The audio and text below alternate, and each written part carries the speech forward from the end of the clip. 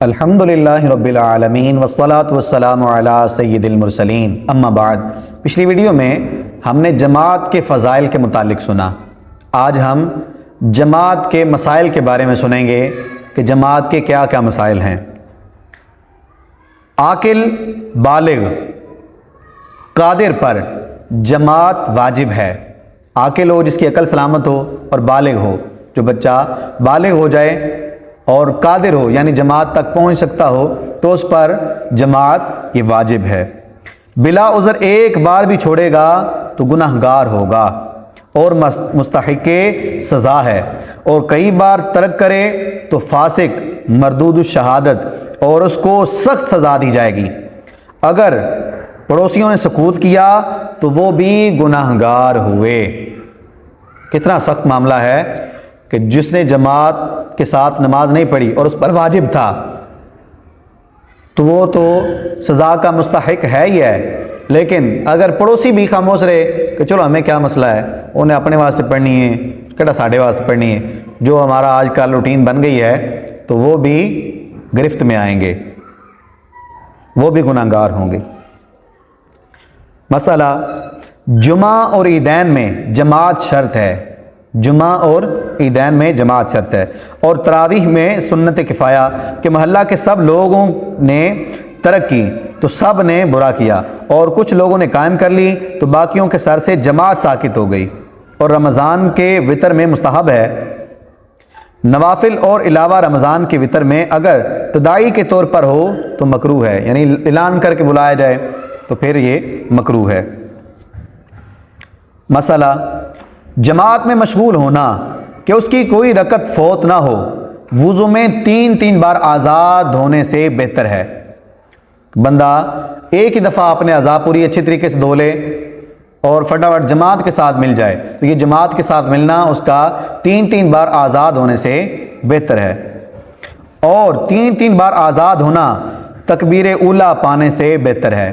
اگر ابھی نماز شروع ہونے والی ہے اور اس نے ایک بار دھویا کہ میں فٹافٹ پہلی امام کہتا جائے اللہ اکبر تو میں بھی اللہ اکبر کہوں، اس سے بہتر یہ ہے کہ یہ تین بار دھو لے۔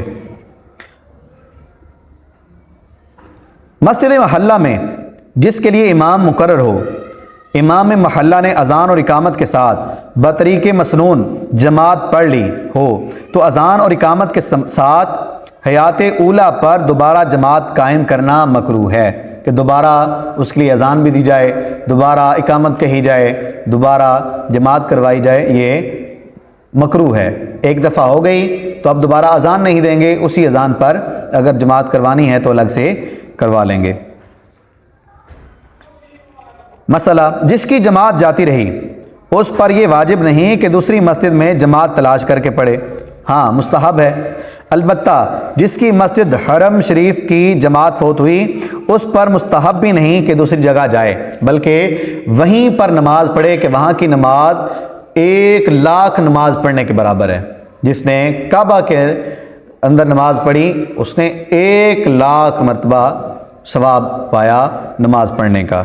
تو ہاں محلے میں مسجد جس میں آپ نماز پڑھتے ہیں اس مسجد میں آپ آئے لیکن جماعت ہو گئی، اب آپ چاہتے ہیں کہ میں جماعت کے ساتھ ہی پڑھوں، فلاں مسجد میں 15 منٹ لیٹ ہے تو آپ وہاں پر نہیں جا سکتے، یہیں پر اپنی نماز پڑھیں گے۔ مسئلہ مریض جسے مسجد تک جانے میں مشقت ہو۔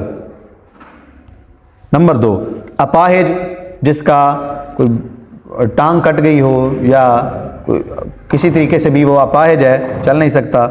نمبر 3 جس کا پاؤں کٹ گیا ہو۔ نمبر 4 جس پر فالج گرا ہو۔ نمبر 5 اتنا بوڑھا کہ مسجد سے جانے سے عاجز ہو، چل ہی نہیں سکتا بیچارہ، اتنا بوڑھا ہے اس سے اٹھا ہی نہیں جاتا یا چلا ہی نہیں جاتا۔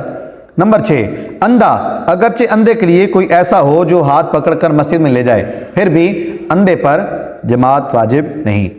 نمبر 7 سخت بارش، اور نمبر 8 شدید کیچڑ ہو کہ بندہ نکلے گا تو اسی وقت پھسل کر اس کی ہڈی پسلی ٹوٹ جائے گی، ایسا کیچڑ ہے۔ نمبر 9 سخت سردی ہے کہ باہر نکلے گا تو اس کے اعضاء شل ہو جائیں گے، یا سخت تاریکی، اتنا اندھیرا ہے کہ کوئی چیز نظر ہی نہیں آ رہی۔ 11 آندھی اتنی تیز ہے کہ وہ बंदे को उड़ाकर कहीं का कहीं फेंक दे। नंबर 12, माल या खाने के तलफ होने का अंदेशा हो कि ये किसी ऐसी जगह पर है जहाँ पर ये अकेला है, अगर जमात के साथ नमाज पढ़ेगा तो पीछे से कोई माल ही उठा कर ले जाएगा, इसका सामान ले जाएगा।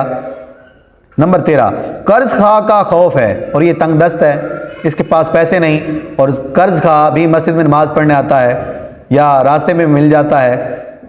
नंबर 14, जालिम का खौफ हो कि यहाँ पर अगर मैं गुजरूंगा तो वो मुझे मार देगा, ऐसा कोई मसला हो, या पाखाना आया हो या पेशाब आया हो या रीह की शदीद हाजत हो, यानी बहुत तेज़ हवा आई हुई है, पेट भारी है, वो चाहती है कि मुझे फटाफट खारिज करो। नंबर 18, खाना हाजिर है और नफ्स को ख्वाहिश है। नंबर 19, काफिला चले जाने का अंदेशा है। नंबर 20, मरीज़ की तीमारदारी के जमात के लिए जाने में मरीज़ को तकलीफ़ होगी, ये मरीज़ के पास अकेला बैठा हुआ है और कोई बंदा ही नहीं है, कोई सहारा नहीं है, अगर ये भी चला जाएगा तो मरीज़ पीछे से ऐसा मरीज़ है कि वो तंग होगा। तो इन 20 किस्म के लोगों को जमात तर्क करने पर उनको गुनाह नहीं मिलेगा, ये जमात तर्क कर सकते हैं, ये उज़र है इनका। इसके अलावा जो हैं, जो सही हैं, सलामत हैं, कोई मसला मसाइल नहीं है, तो फिर उन पर जमात के साथ नमाज पढ़ना ये वाजिब है।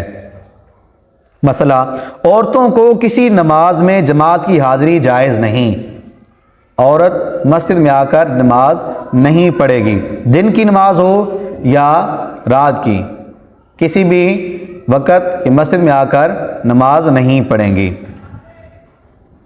यहाँ तक कि यूँ ही वाज़ की मजालिस में भी जाना जायज़ नहीं।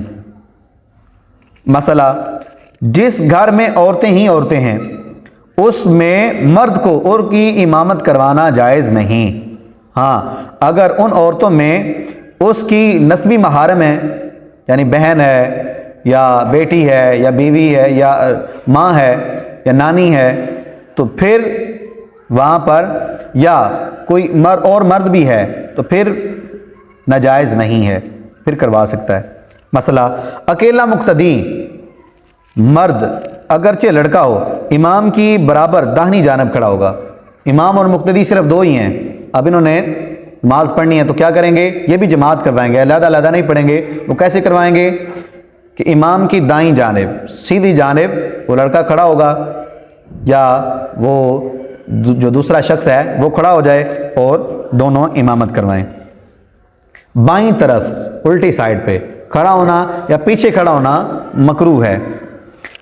2 मुक्तदी हों तो पीछे खड़े होंगे, 2 हों तो पीछे खड़े होंगे, अब उनको इमाम के साथ खड़ा होना ये मकरूह है। 2 से ज़ायद का इमाम की बराबर खड़ा होना ये मकरूह तहरीमी है। 2 इमाम के साथ खड़े हो जाएं तो मकरूह तंज़ीही है, 2 से ज़्यादा खड़े हो गए तो ये मकरूह तहरीमी, ऐसा नहीं करना चाहिए। एक शख्स इमाम की बराबर खड़ा हो और पीछे सफ़ है तो ये मकरूह है, पीछे पूरी सफ़ है लेकिन ये इमाम के बराबर खड़ा हो गया है तो ये मकरूह है, ऐसा नहीं होना चाहिए। इमाम की बराबर खड़े होने के ये माना है कि मुक्तदी का कदम इमाम से आगे ना हो, मुक्तदी का कदम इमाम से आगे ना हो, उसके पाँव का गिट्टा इसके गिट्टे से आगे ना हो, सर के आगे पीछे होने का कुछ एतबार नहीं। तो अगर इमाम की बराबर खड़ा हुआ और चूंकि ये मुक्तदी इमाम से दराज कद है लिहाजा सजदे में मुक्तदी का सर इमाम से आगे होगा, मगर पाँव का गिट्टा उसके पीछे है, इमाम के गिट्टे से पीछे है, तो इसमें कोई हरज नहीं है।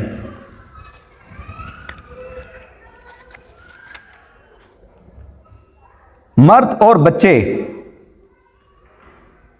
और औरतें जमा हों तो सफ़ों की तरतीब ये है कि पहले मर्दों की सफ़, फिर बच्चों की, फिर औरतों की, और बच्चा तनहा हो तो मर्दों की सफ़ में दाखिल हो जाए।